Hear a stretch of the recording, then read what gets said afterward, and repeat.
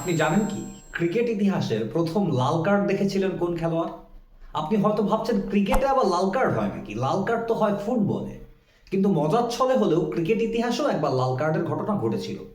2005 সালের 17ই ফেব্রুয়ারি ইডেন পার্কে মুখোমুখি হলো অস্ট্রেলিয়া এবং নিউজিল্যান্ড ক্রিকেট দল। সেই খেলায় নিউজিল্যান্ড দলের যখন জয়ের জন্য প্রয়োজন শেষ বলে 45 রান, তখনই গ্লেন ম্যাকগ্রা করে বসলেন একটি মজার কাণ্ড। তিনি হঠাৎ সেই 1981 সালের চ্যাপেল ব্রাদারদের কুখ্যাত আন্ডার আর্ম ডেলিভারি করার ভঙ্গি করলেন। কিন্তু আন্ডার আর্ম ডেলিভারি তো 2000 সালেই নিষিদ্ধ হয়ে গেছে।